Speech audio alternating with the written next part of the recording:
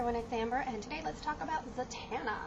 I picked up issue number 2. I decided not to get issue number 1 because at that point I didn't know where to spend my money and I didn't know what to expect out of a Zatanna book, and I was really focusing on Marvel. But you know what, DC really is more of where it's at, so I'm happy to say I decided to get issue number 2. Now, this is by Paul Dini, who is one of the best writers in the DC industry, and you know, I've been a fan of his back since the animated Batman series and other cartoon series. He's always been somehow involved, and when he's a lead writer, I think it really shows how DC women can be handled better than they often are. So this issue can be enjoyed all by itself. It's not a one-shot at all, but there's a storyline going on with Zatanna's father, John Zatara.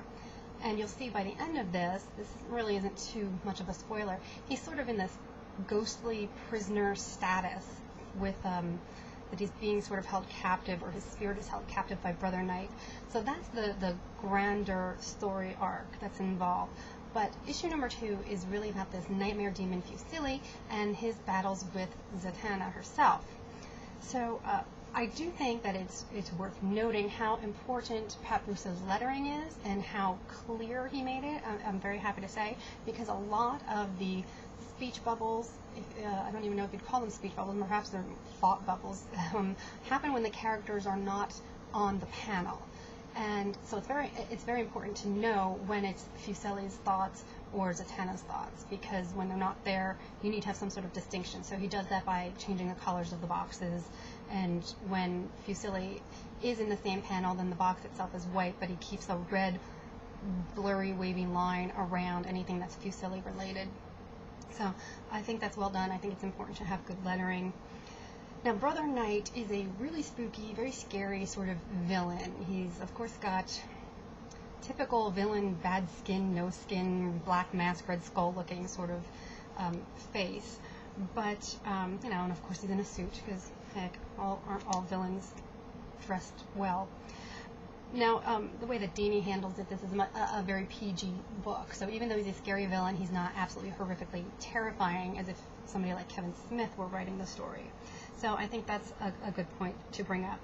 The pencils and some of the inks are by Stefan Roux, I believe it's pronounced, and very appropriate for this sort of story. A lot of the character design, the way the pages are laid out, I think when Zatanna's trapped in the dream world, I think it's very well done. Not quite as ethereal as something like Sandman, but I think it's well done for this more modern age of a dream story. So kudos also to Stefan Roux at that point.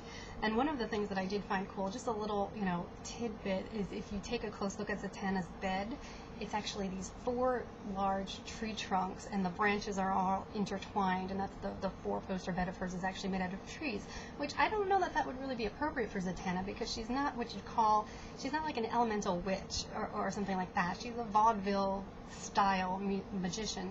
So I would expect it more of a nymph-like character or a Wiccan character, but it's still a really, really cool bed.